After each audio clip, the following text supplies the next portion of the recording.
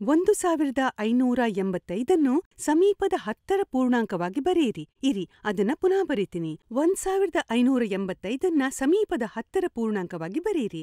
ಈಗ ನಾವು 10ರ ಸ್ಥಾನದತ್ತ ಗಮನ ಹರಿಸಬೇಕು. ನಮಗೆ 2 ಆಯ್ಕೆ ಇದೆ. ಅದನ್ನು ಮೇಲಿನ ಸಂಖ್ಯೆಗೆ ಸಮೀಪವಾದ 10ರ ಪೂರ್ಣಾಂಕವಾಗಿ ಬರೆಯಬೇಕಿದ್ದಲ್ಲಿ ಅದನ್ನು 1590 ಎಂದು ಪೂರ್ಣಾಂಕಗೊಳಿಸಬೇಕು.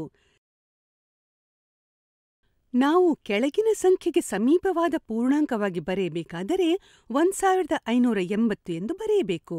ಹಿಂದಿನ 2 ಉದಾಹರಣೆಗಳನ್ನು ನೋಡಿದ್ದೇವೆ. ಪೂರ್ಣಾಂಕಗೊಳಿಸಬೇಕಾಗಿರುವ ಸಂಖ್ಯೆಯ ಬಲಪಕ್ಕದ ಅಂಕಿಯು 5 ಅಥವಾ ಅದಕ್ಕಿಂತ ಹೆಚ್ಚಿದ್ದರೆ ಅದನ್ನು ಮೇಲಿನ ಸಂಖ್ಯೆಯ ಪೂರ್ಣಾಂಕವಾಗಿ ಬರೆಯುತ್ತೇವೆ. ಈಗ ಅದರ ಬಲಪಕ್ಕದ ಸ್ಥಾನ 5 ಅಥವಾ ಅದಕ್ಕಿಂತ ಹೆಚ್ಚಿದೆಯಾ? ಹೌದು, ಇದು 5. ಹಾಗಾಗಿ ಇದನ್ನ ಸಮೀಪದ ಮೇಲಿನ ಸಂಖ್ಯೆಯ ಪೂರ್ಣಾಂಕವಾಗಿ ಬರಿಬೇಕು. ಅಂದ್ರೆ ಅದು 1590. ಅರೆ, ಮುಗ್ದೇ ಹೋಯ್ತು.